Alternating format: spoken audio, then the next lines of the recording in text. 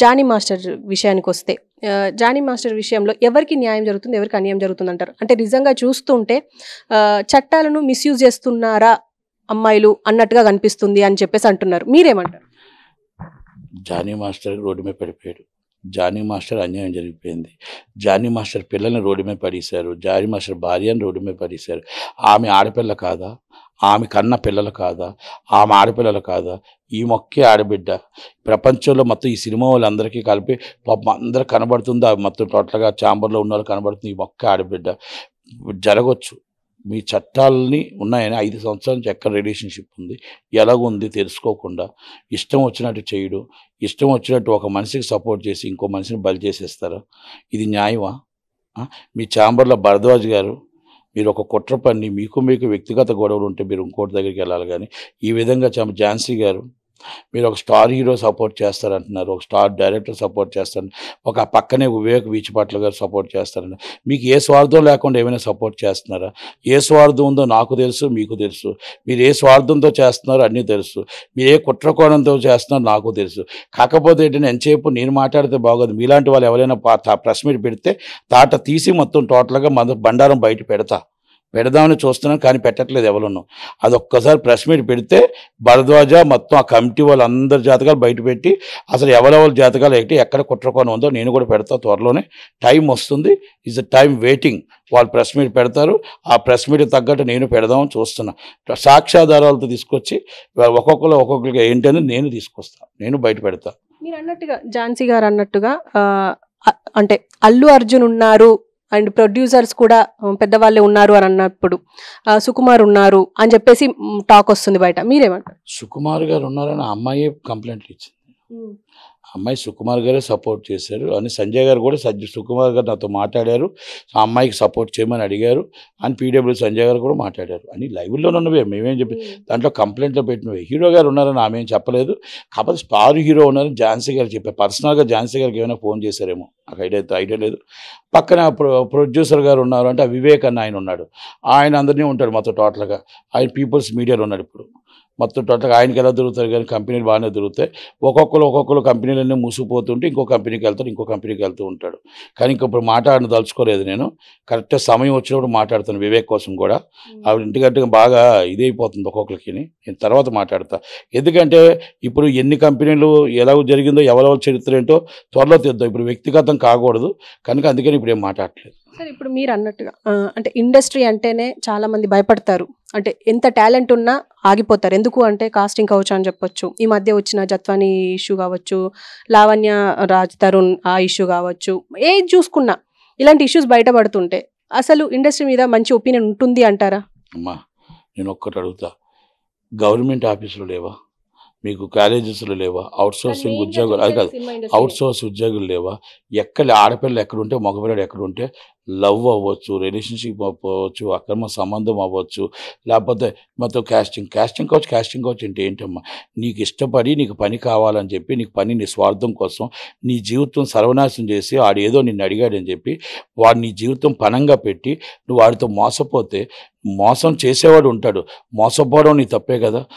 ఆ పని కోసం అవసరమైతే నీ జీవితాన్ని త్యాగం చేస్తున్నావు, మానవ ప్రయాణాలు అడ్డు పెడుతున్నప్పుడు అలాంటప్పుడు నాకు అడిగేటప్పుడు అక్కడే ఒక్క చెప్పు తీసి కొట్టి రే నేను నా టాలెంట్ ఉంటే వస్తాను రా, టాలెంట్ లేకపోతే నాకు అవసరం లేదురా, పని చేసుకొని బతుకుతాను రా రే ఈడియట్ అని చెప్పి ఒక్క చెప్పుతో కొడితే యాట్సాప్ మనం అని చెప్పొచ్చు ఆడపిల్లకి. వాళ్ళు నీతి నిజాయితీగా ఉన్న ఆడపిల్ల అని చెప్పొచ్చు.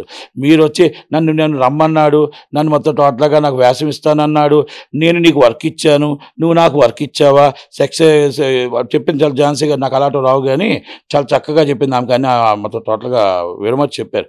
ఆమెకు ఐడియా ఉన్నాయి, నాకు ఐడియా లేదు. నాకు ఎందుకంటే నేను అదే అడుగుతున్నా. అలాంటివన్నీ కూడా ఆడపిల్లలు నీతి ఉంటే నిజాయితీ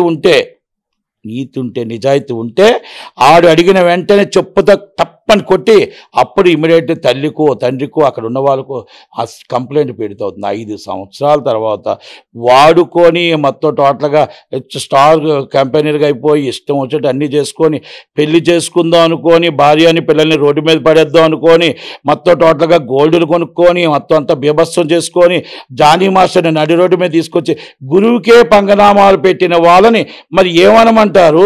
ఈ లావణ్య రాజధాని విషయాల్లో మరి 14 సంవత్సరాలు రిలేషన్ చెప్పేది రోడ్డు రోడ్డు మీదకి వస్తే వాళ్ళనేమంటారు? ఇలా చాలామంది వస్తే ఆడబిడ్డలు ఎంతోమంది టాలెంట్ మీద బతుకుతున్నారు, నీతితో బతుకుతున్నారు, నిజాయితీతో బతుకుతున్నారు. ఎంతోమంది హీరోయిన్లుగా అయ్యారు, సైడ్ ఆర్టిస్టులుగా వచ్చారు, క్యారెక్టర్ ఆర్టిస్టులు. ఝాన్సీ గారు ఉన్నారు, ప్రగతి గారు ఉన్నారు, అలాగే రమ్యకృష్ణ గారు ఉన్నారు, ఆమని గారు ఉన్నారు. వాళ్ళందరూ ఎలాగ ఇండస్ట్రీకి వచ్చారు. మరి ఇండస్ట్రీ అందరినీ కూడా అలాంటి వాళ్ళతో కడతామా? అలాంటి వాళ్ళతో అంటామా? కనుక ఇండస్ట్రీ కూడా మంచిది. ఇండస్ట్రీ అక్కచెల్లెలు చాలామంది ఉన్నారు, వాళ్ళందరూ గోల పెడుతున్నారు. అదే మా పిల్లలకు పిల్లలు ఎలాగ అవుతాయి, మేము రోడ్డు మీద ఎలా తిరగలుగుతాం, మా మీద ఇష్టం వచ్చేట్టు మాట్లాడుతున్నారు, మేము ఎక్కడ తలెత్తుకో తిరగలుగుతాం, మాకు ఏంటి ఈ బాధ ఏంటి, సినిమాలోకి వచ్చిన పాపమా, మేము శాపమా, సినిమా వాళ్ళం అంటే మాకు శాపం ఉందా అని అడుగుతున్నారు. దానికి భరద్వాజ్ ఏం చెప్తాడు, ఈ ఝాన్సీ గారు ఏం చెప్తాడు, ఈ దామోదర్ ప్రసాద్ వివేక్ ఏం చెప్తావు అని అడుగుతున్నా, ప్రగతి గారు ఏం చెప్తావు సమాధానం అడుగుతున్నా. మీ ఇష్టం వచ్చేట్టు అయిపోయింది. ఒక్కొక్కరికి కమిటీ పెట్టుకున్నారు, కమిటీ మరి ఒక కమిటీ వేసుకొని మీ ఇష్టం వచ్చేట్టు ఆడుకుంటున్నారు. మీకు ఎవరిచ్చారు జడ్జిమెంటు? మిమ్మల్ని ఇమ్మని జడ్జిమెంట్ ఎవరిచ్చారు? త్వరలోనే వస్తుంది. వీళ్ళకి బడిత పూజ చక్కగా పడుతుంది, బడిత పూజ పడుతుంది.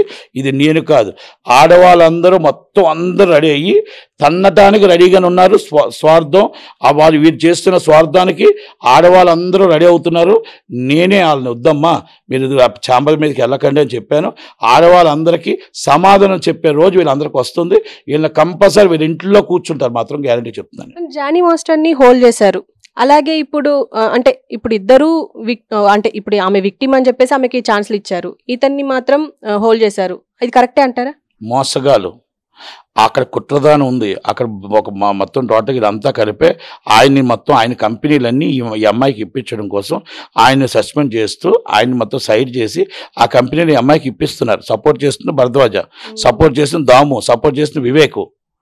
అది కనుక ఆయన అందరూ కలిపి అమ్మాయికి సపోర్ట్ చేస్తున్నారు. ఏం ఆశించేస్తున్నారని త్వరలో తేలుతుంది. వాళ్ళకి వాళ్ళ చెల్లెల్ని కూడా మన డబ్బులు ఇచ్చి తిట్టిస్తుంటారు, తల్లిని తిట్టిస్తారు, ఆరాధ్య దైవం రాజశేఖర రెడ్డిని తిట్టిస్తారు. ఇస్ ద మనీ ఇచ్చి సజ్జల రామకృష్ణారెడ్డి గారు, సజ్జల భార్గవరెడ్డి గారు వీళ్ళందరూ ఇదే పని మీద ఉంటారు. కాకపోతే వాళ్ళకి ఏంటంటే తల మినా భేదం తెలియదు. ఈమె చెల్లి, ఈమె చిన్నాన్న కూతురు, ఈమె మొత్తం ఈ ఆడబిడ్డలు అందరూ నా సొంత చెల్లెళ్ళు, అవన్నీ వాళ్ళకి తెలియవు. వాళ్ళకొకటే కుర్చీ ఉందా, మన డబ్బు వచ్చిందా, ఏమైందా, రాష్ట్రం ఏమైపోయిందో అనవసరం. కనుక అందుకే వైసీపీ పార్టీకి ప్రతిపక్ష హోదా కూడా ఇవ్వలేదు. అంటే అర్థం ఏంటో తెలుసా? First time and history record ప్రతిపక్ష హోదా కూడా లేకుండా చేసిన పార్టీ ఏదైనా గవర్నమెంట్ ఏదైనా ఉందంటే అది ఆంధ్రప్రదేశ్లో మొత్తం టోటల్గా జగన్మోహన్ రెడ్డి గారి పార్టీ. కనుక మన జగన్మోహన్ రెడ్డి గారి కోసం, ఆ వైసీపీ పార్టీ కోసం ఎంత తక్కువ మాట్లాడుకుంటే ప్రతిపక్షం ఏంటంటే ఇప్పుడు ప్రతిపక్షానికి ప్రధాన ప్రతిపక్షం జనసేన, అధికార పక్షం జనసేన, మేమందరం ప్రతిపక్షం. మేము ఆయన అధికార పక్షంలో సపోర్టే, కాకపోతే ప్రతిపక్షంగా అడగటానికి మీ మీడియా ప్రతిపక్షం. మీడియా ద్వారా మేము అడుగుతున్నాం, సార్ మీరు టీడీ బోర్డు చైర్మన్ పెట్టండి, సార్ మా పోలవరం పూర్తి చేయండి, సార్ మా అమరావతి పూర్తి చేయండి. ఈయన ఏమీ మాట్లాడు, నవ్వుతూ వస్తాడు, నవ్వుతూ బెంగళూరు వెళ్ళిపోతాడు, నవ్వుతూ తాడేపల్లి వస్తాడు, తలుపులు క్లోజ్, 1000 మంది పోలీసులు వెయిటింగ్. వాళ్ళ ఆకలితో అలమటించిపోతూ కాపలా కాస్తూ ఉంటాడు. కెమెరాలు చూసుకొని సరదాగా ముసుముసు నవ్వులు నవ్వుతూ ఉంటాడు.